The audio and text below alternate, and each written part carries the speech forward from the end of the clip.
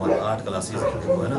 Pre primary के लिए कितने टाइम से नर्सरी टीचर भर्ती की बात चल रही है, लेकिन कोई ना आज तक टीचर नहीं भर्ती हो रहा है ना। ये कम्प्लेक्स सिस्टम जो है ओनली खाना पूर्ति है और पीछे दूसरी क्लास एडजॉइनिंग स्कूल है ना, मेरा स्कूल 2 किलोमीटर दूर है, वहाँ कौन आएगा एक पीरियड पढ़ाने के लिए। एडजॉइनिंग में आ रहे हैं, बाकी तो वो हमारे दूसरे स्कूल से दूसरी जगह स्कूल कर रहे हैं। मैं सीमा शर्मा, अध्यक्ष महिला विंग हमीरपुर। अनशन का आज कौन सा दिन है, अभी तक कोई बातचीत हुई, क्या कहेंगे? 23 दिन हो गए, 24वां दिन है आज। तो बातचीत तो हुई थी, लेकिन हमारी मांगें जो हैं वो पूरी नहीं हुई, इसलिए हम क्रमिक अनशन पर अभी तक बैठे हुए हैं और जब तक नहीं होंगी हम बैठे रहेंगे। मुख्य डिमांड है? हमारी मुख्य डिमांडें हैं, एक तो कम्प्लेक्स सिस्टम को वापस करना है, और दूसरा जो हमारी खाली पोस्टें हैं वो भरनी है, और तीसरा हमारी जो अंडर डेवलप खेलें हैं वो दोबारा से शुरू की जाएं, और हमारे HT CHT और BO की जो पावरें हैं वो वैसे ही रखी जाएं।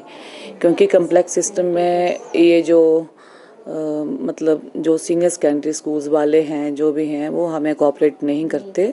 जब भी हमें डेपुटेशन के लिए कहते हैं तो किसी एक टीचर को भेज देते हैं, लेकिन वो वाला सिस्टम भी तो जो एडजॉइनिंग स्कूल है उसी में हो सकता है ना। लेकिन जो स्कूल दूर हैं, हमारे पास टीचरों की कमी है, तो वहाँ तो वो भेजेंगे ही नहीं।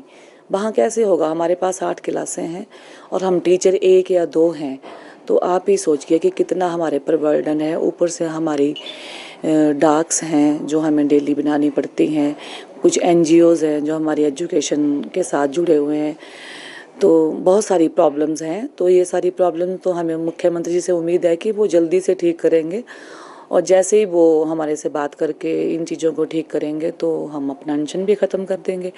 अब सेंट्रल स्कूलों में या कई स्कूलों में मल्टीटास्क वर्कर नहीं है, काफ़ी टाइम से मल्टीटास्क वर्कर की भर्ती भी नहीं हुई है, और जो प्री प्राइमरी के बच्चे उनको एक आया भी चाहिए और टीचर भी चाहिए, ये बहुत ज़रूरी है। तो आप मतलब सोच ही सकते हैं कि हम लोग कितनी परेशानियों से गुजर रहे हैं, और जो प्राथमिक शिक्षा है ये हमारे समाज की रीढ़ है। अगर इसमें ही प्रॉब्लम होगी तो आगे के स्कूल कैसे चलेंगे? क्योंकि पेरेंट्स को लगता है, जनता को लगता है कि सरकारी स्कूलों में टीचर कम है, ये 2 टीचर क्या पढ़ाएंगे, 1 टीचर क्या पढ़ाएगा। वो तो बच्चे जो है वो अपना रुख प्राइवेट स्कूल की तरफ कर रहे हैं। पर फिर भी हम टीचरों ने इतनी मेहनत से अपने जो स्कूल हैं वहाँ पे स्ट्रेंथ को बचा के रखा हुआ है, और काफ़ी मेहनत करते हैं हमारे सभी टीचर। तो मतलब अब इन स्कूलों को अगर हम बचाएंगे तभी सीनियर सेकेंडरी स्कूल बचेंगे, अदरवाइज कैसे बचेगा ये सब कुछ। जिस तरह आपको 24 दिन यहाँ अनशन पे बैठे हो गए, अगर आगे भी कोई बातचीत सार्थक नहीं होती तो अगला क्या कदम रहेगा? अगला कदम तो जो हमारी यूनियन है, स्टेट यूनियन है, वो सारे आपस में बात करके ही अगला कदम जो है वो उठाएंगे कि हमें क्या करना है। अभी तक तो हमें 5 सितंबर के लिए आशा है कि मुख्यमंत्री हमारी सारी मांगें मान जाएंगे।